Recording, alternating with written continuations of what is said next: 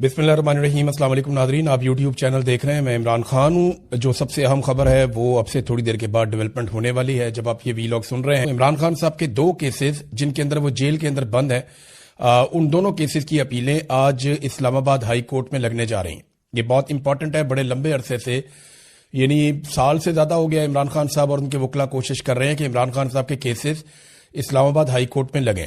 इमरान खान साहब के वकील सलमान सफदर साहब कई मरतबा ये कह चुके हैं कि ये केसेस बिल्कुल ठहरने के काबिल ही नहीं है, और अगर सुप्रीम कोर्ट या हाई कोर्ट में किसी भी जगह पे ये केसेस जाते हैं तो ये उड़ जाएंगे। इमरान खान साहब इन केसेस में रिहाई पा लेंगे। अब ये दोनों केसेस लग गए हैं और एक ही दिन लग गए हैं। और इससे पहले मैं आपको ये बताऊं कि 2 दिन पहले इमरान खान साहब की 9 केसेस में जमानतें मंजूर हुई हैं।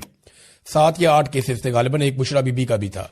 तो इमरान खान साहब के एक और अदालत से, जो लोअर कोर्ट है, वहां पे 9 मुख्तलिफ केसेस के अंदर या 8 मुख्तलिफ केसेस के अंदर जमानतें मंजूर हुई हैं, जिसमें 9 मई का भी था, उसके अंदर केस था आज़ादी मार्च वाला भी, उसके अंदर दीगर कुछ और केसेस थे।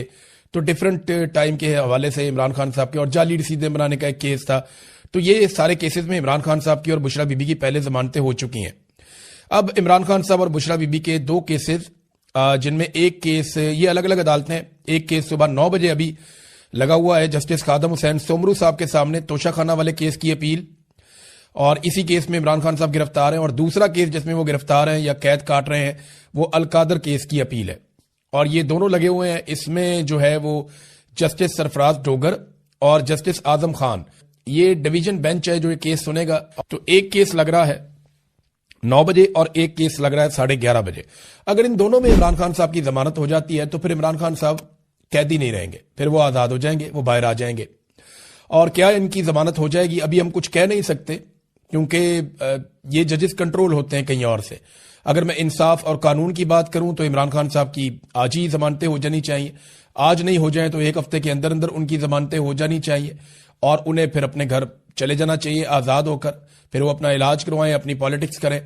लेकिन यहां जो दिखाई दे रहा है कि आप कुछ प्रिडिक्ट नहीं कर सकते, क्योंकि अदालतें कंट्रोल में हैं एजेंसियों के, और एजेंसियां जो फैसला करेंगी उसके मुताबिक ही चीजें होती हैं पाकिस्तान में। अगर इंसाफ और कानून के मुताबिक हो तो ये केस लगते ही बहुत पहले इमरान खान साहब रिहा हो जाते।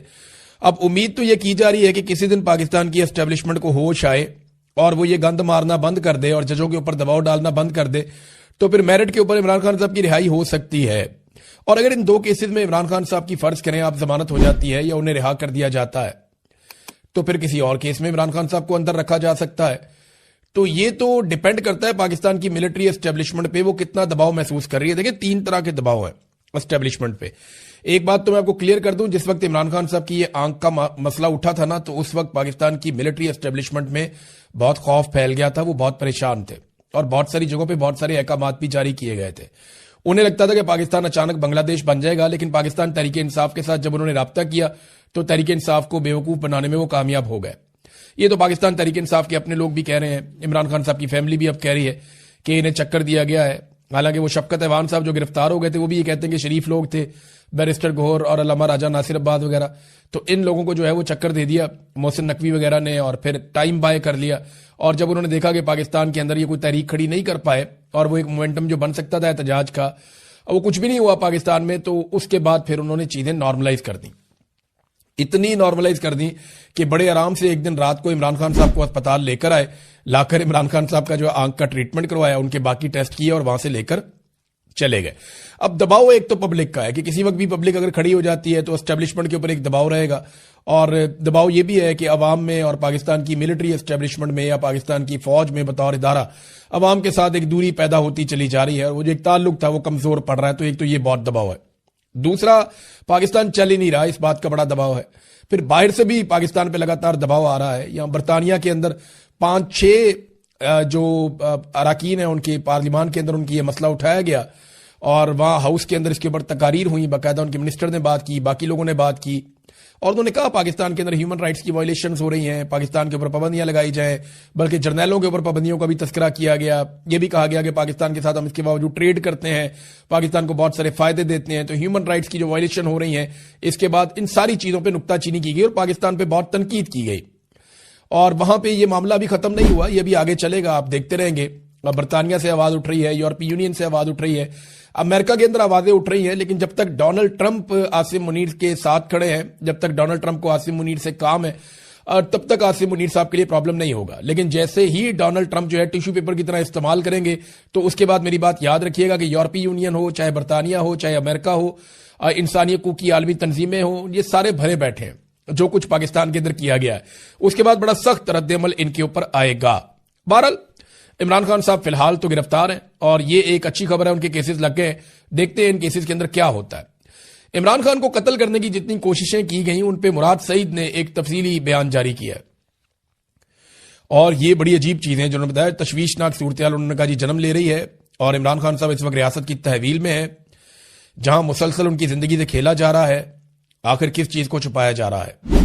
उनका कंट्रोल्ड चेकअप किया जाता है, कंट्रोल्ड इंफॉर्मेशन दी जाती है, कंट्रोल्ड मीडिया है, जिससे जिंदगी को खतरा है, जिनकी वजह से वो इस नहज पर पहुंचे हैं, उन्हीं की बात पर यकीन कैसे किया जा सकता है? उन्होंने कहा जी इससे कबल इमरान खान पर वजीराबाद में कातलाना हमला करवाया गया, इनको गोलियां लगी, अल्लाह ने उनकी जिंदगी की हिफाजत की, लेकिन उस वक्त भी बयानियां बनाए गए। लम्हों में आईएसआई ने मीडिया को वीडियो बयानात भिजवाना शुरू कर दिए फटाफट। वो याद है आपको, थाने के अंदर से वीडियो आना शुरू हो गई थी। मैं उस वक्त वजीर आला पंजाब को देख रहा था, परवेज इलाही उस वक्त वजीर आला पंजाब थे और आईजीबी वहां पे मौजूद थे और उनके पास सवाल का जवाब नहीं था कि ये वीडियो आईएसआई कैसे जारी करवा रही है। यानी पूरा निजाम उन्होंने कंट्रोल किया हुआ था। फिर फौजी क़यादत के कहने पर आईएसआई ने एक अफगान को इमरान खान साहब को मारने का टास्क दिया था। जब मैंने प्रेस कॉन्फ्रेंस में इस साजिश का पर्दाफाश किया तो आईएसआई ने इस्लामाबाद के सेक्टर ने प्रेस क्लब में एक अफगानी की प्रेस कॉन्फ्रेंस रखवा दी और शाम को प्राइम टाइम टीवी चैनल पे प्रोग्राम में बयानिए के लिए भी भिजवा दिया। मैंने किसी का नाम तो नहीं लिया था, मगर ये जानते थे कि मैं किसका जिक्र कर रहा हूं। इस तरह वो बंदा भी सामने आ गया। फिर स्वाबी में हेलीकॉप्टर गिराने का प्लान भी एक्सपोज हो गया, जिसके लिए डबल एजेंट हायर किया गया था, जो बाद में मारा गया। उसके बाद हेलीकॉप्टर में गलत फ्यूल भरवा दिया गया इमरान खान साहब के, ताकि हेलीकॉप्टर गिर जाए और इमरान खान साहब उस वाकये में मारे जाएं, और रिपोर्ट आज तक उसकी सामने नहीं आ सकी। 18 मार्च को डेथ ट्रैप बिछाया गया इमरान खान को मारने के लिए। जब वो भी नाकाम हो गया तो पुलिस अफसर को गालियां दी गई कि इमरान खान कैसे बचकर निकल गया। उसके अलावा कई कोशिश पेशकश की गई है कि आप डील कर लें, खामोशी इख्तियार करें, पाकिस्तान से बाहर चले जाएं अपना इलाज करवाने के लिए, आपको तिब्बी बुनियादों के ऊपर पाकिस्तान से बाहर भिजवा देते हैं। ये सहाफ़ी हैं और सीनियर जर्नलिस्ट हैं फ़खरुर रहमान साहब, उन्होंने भी ये खबर दी है। कुछ और सोर्सेज भी ये दावा कर रहे हैं और लगातार इन चीज़ों का दावा हो रहा है कि इमरान खान साहब को एंगेज करने की कोशिश की गई और ये कहा गया कि जनाब आप बाहर चले जाएं पाकिस्तान से। फ़खरुर रहमान साहब ने भी ये खबर बताई और ये एस्टेब्लिशमेंट की ख्वाहिश है, नवाज शरीफ की भी ख्वाहिश है। देखिए, इमरान खान साहब को तोड़ने में तो ये मुकम्मल तौर पे नाकाम रहे हैं, ना उनकी मकबूलियत को ये डैमेज कर पाए। अब अगर कोई रेमेडी मिल सकती है या अगर नवाज शरीफ को या आसिम मुनीर को कोई फेस सेविंग मिल सकती है, तो वो यही हो सकती है कि जैसे नवाज शरीफ पाकिस्तान से इलाज करवाने के बहाने पाकिस्तान से बाहर इंग्लैंड चले गए थे, वैसे ही इमरान खान साहब भी इलाज करवाने के बहाने पाकिस्तान से बाहर किसी और मुल्क में चले जाएं। इमरान खान साहब इस बात में नहीं मानते और मुबैना तौर पे उन्होंने एक मरतबा फिर यही कहा कि एब्सोल्युटली नॉट, कि भाई मैं नहीं मानता, मैंने कोई डील नहीं करनी और मुझे कोई डील आपसे नहीं चाहिए। तो ये बार बार डील जाती क्यों है इमरान खान के पास? कभी अमेरिका से बंदे बुला के इमरान खान के पास भेजते हैं, कभी कहीं और से बंदे बुला के इमरान खान के पास भेजते हैं, कभी उसको बराह रास्त डील देते हैं, कभी गिरफ्तारी से पहले उसको डील ऑफर करते हैं, कभी गिरफ्तारी के बाद उसको डील ऑफर करते हैं। और अब हाल ही में एक नई डील का भी इंकशाफ हो रहा है और ये 2-3 सोर्सेज ने यह दावा किया कि इमरान खान साहब को फिर डील दी गई और उन्होंने कहा जी मैं नहीं करता, उन्होंने इनकार कर दिया। वो कहते हैं मैंने नवाज शरीफ नहीं बनना। देखिए, नवाज शरीफ की जान कैसे छूटती है। नवाज शरीफ के ऊपर जो सबसे बड़ा इल्जाम लगा ना, वो ये है कि नवाज शरीफ अपने प्लेटलेट्स गिरा के बीमारी का बहाना बनाकर पाकिस्तान से बाहर भाग गए और फिर जब वो पाकिस्तान वापस आए तो वो तब तक अपनी डील मुकम्मल कर चुके थे। तो वो 4 हफ्ते का कहकर गए थे और 4 साल गुजार कर नवाज शरीफ साहब पाकिस्तान वापस आए और 50 रुपए के स्टाम्प पेपर के ऊपर पाकिस्तान से वो बाहर गए थे। अब ये इतना बड़ा एलिगेशन है, इतनी बड़ी तौहीन और इतनी बड़ी बेइज्जती है किसी सियासी लीडर की कि जब तक कि इमरान खान साहब इतना बड़ा कोई काम नहीं करेंगे तब तक नवाज शरीफ साहब की जान नहीं छूटती। तो अब उन्हें लगता है कि हम बार बार ऑफर करें तो शायद किसी जगह पे जाके इमरान खान साहब मान जाएं। अगर इस खबर को देखें तो फिर तो यही वो ख्वाहिश है उनकी कि कुछ ना कुछ करके इमरान खान साहब को इस पे मना लें। आज मुबैना तौर पे ये भी खबर रिपोर्ट हुई है, मुख्तलिफ लोगों ने रिपोर्ट किया और ये दावा किया जा रहा है कि शहबाज शरीफ की मुलाकात होगी महमूद खान अचकजई से। तो वज़ीर आज़म शहबाज शरीफ है और एक तरफ महमूद खान अचकजई है, इनके बीच में मुलाकात हो सकती है और इमरान खान के हवाले से तो ज़रूर गुफ्तगू होगी। देखिए, शहबाज शरीफ इस वक्त क्यों अंगेज कर रहे हैं? जब भी कभी कोई पाकिस्तान तहरीक इंसाफ या अपोजिशन एहतजाज की सियासत कर रही होती है तो फौरी तौर पे हुकूमत एंगेजमेंट शुरू कर देती है। उससे दो चीजें होती हैं, एक ये होता है कि एहतजाज का मोमेंटम टूटता है, यानी लोगों को ये लगता है कि जनाब ये तो मुज़ाकरात चल रहे हैं, कोई ना कोई हल वैसे ही निकल आएगा, तो हमें निकलकर जोर लगाने की क्या जरूरत है। एक वो ये परसेप्शन बनाते हैं, तो इससे एहतजाज का मोमेंटम तोड़ने में थोड़ी सी मदद मिलती है। दूसरा, हुकूमत ये एक इखलाकी बर्तरी हासिल करने की कोशिश करती है और अपनी गवर्नमेंट को लिजिटिमेट बनाने की कोशिश करती है कि देखें जनाब, हमारी यहां पे हुकूमत मौजूद है, हम जायज हुकूमत है, हम बातचीत भी कर रहे हैं अपोजिशन के साथ। हालांकि ये हुकूमत तो हुकूमत में होनी नहीं चाहिए थी, इनकी तो अपोजिशन भी नहीं बनती थी बेचारों की। 17 सीटों वाले तो कुछ चौथी नंबर की, तीसरी नंबर की इनकी पॉलिटिकल पार्टी बननी थी अगर सही इलेक्शन रिजल्ट्स के मुताबिक ये असेंबलियां कायम होती तो। बहरहाल ये हर मरतबा ऐसा होता है, इस मरतबा भी ऐसा हो रहा है। तो एक तरफ मुज़ाकरात कहा जा रहा है जी, मुज़ाकरात होंगे, बातचीत होगी और बातचीत होनी चाहिए, और दूसरी तरफ क्या हो रहा है? क्रैकडाउन। इस वक्त पंजाब में भी क्रैकडाउन जारी है और सिंध में भी क्रैकडाउन जारी है। बड़े पैमाने पर पाकिस्तान तहरीक इंसाफ के लोगों को गिरफ्तार किया जा रहा है और बड़ी खामोशी से क्रैकडाउन हो रहा है। खबरों के अंदर आपको पता है, मीडिया बताता नहीं है कि पीटीआई के ऊपर क्रैकडाउन हो रहा है।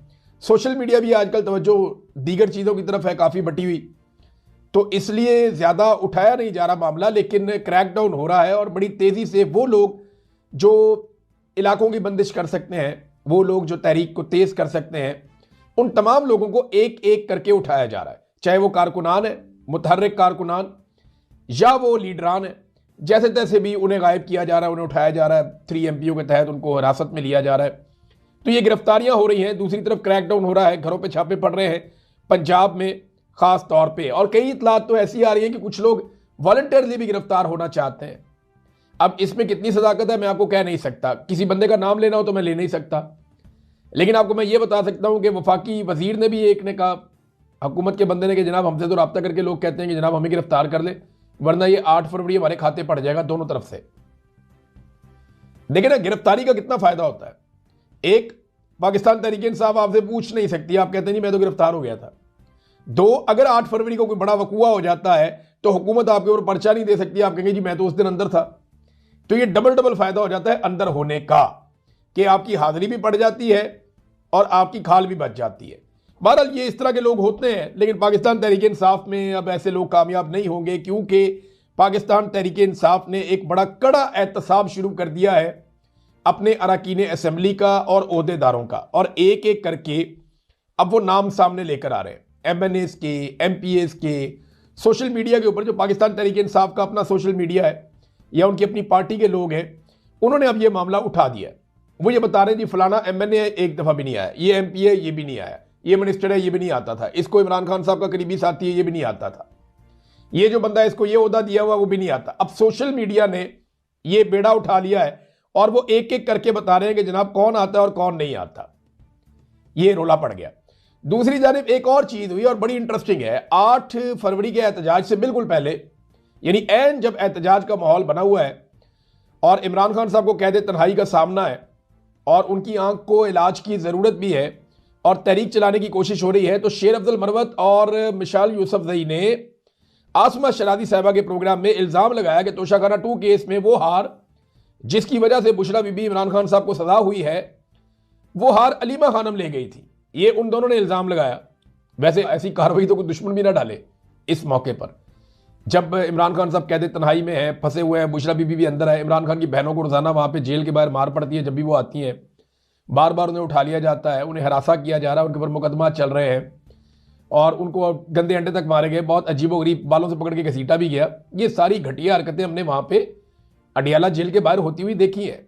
वो बेचारी रोजाना की बुनियाद पर अदालतों में जा रही है, जब वो अपने भाइयों का मुकदमा लड़ रही है उस वक्त इस किस्म की चीज इस तरह लेकर जाना उनके बारे में बड़ा अजीब सा है। कोई दुश्मन भी ऐसा ना करता, लेकिन ये इन दोनों ने किया। शेर अफजल मरवत ने ये इल्जाम लगाया और मिशाल यूसुफजई ने इसकी तस्दीक कर दी इस इल्जाम की। तो जनाब शाम तक अलीमा खानम का इस पे जवाब भी आ जाएगा। जो भी जवाब आएगा फिर हम आपके साथ शेयर करेंगे कि अलीमा खानम इसके बारे में क्या कहती हैं। बहरहाल ये बड़ी, अब मैं क्या कहूँ, इमरान खान साहब ने फिर इसका मतलब है शेर अब्दुल मरवत साहब को बहुत पहले पहचान लिया था, वरना वो ना निकालते पार्टी में से। ऐसी सूरत हाल में लीडर्स पार्टी से लोगों को नहीं निकाला करते जब वो जेलों में हो, लेकिन इमरान खान साहब ने ऐसा किया था। अब इमरान खान साहब का देखिए हालात उनके इतने मुश्किल हैं कि फैमिली और डॉक्टर्स को मेडिकल रिपोर्ट्स देनी थी, और ये हुक्म सुप्रीम कोर्ट ऑफ पाकिस्तान के चीफ जस्टिस ने दिया कि जनाब हमने कह दिया है आपकी फैमिली को और इमरान खान साहब की फैमिली को और डॉक्टर्स को उनकी मेडिकल रिपोर्ट्स मिल जाएंगी। लेकिन अब तक इमरान खान साहब की मेडिकल रिपोर्ट्स नहीं दी गई। हालांकि जब नवाज शरीफ साहब जेल में थे तो हर 15 मिनट के बाद नून लीग रिपोर्टों के साथ आकर टीवी पे बैठ जाती थी। हर 15 मिनट के बाद उनको नई रिपोर्ट मिलती थी कि प्लेटलेट्स इतने कम हो गए और इतने कम हो गए और इतने कम हो गए। अगर नवाज शरीफ को कहीं इमरान खान साहब पाकिस्तान से बाहर ना भिजवाते ना तो प्लेटलेट्स माइनस में चले जाने थे उनके। मुझे तो ऐसा लगता था कि अगले 2-4-5 घंटे में जीरो हो जाएंगे और उसके बाद माइनस में चल पड़ेंगे। जिस रफ्तार से नवाज शरीफ साहब के प्लेटलेट्स को मैनेज किया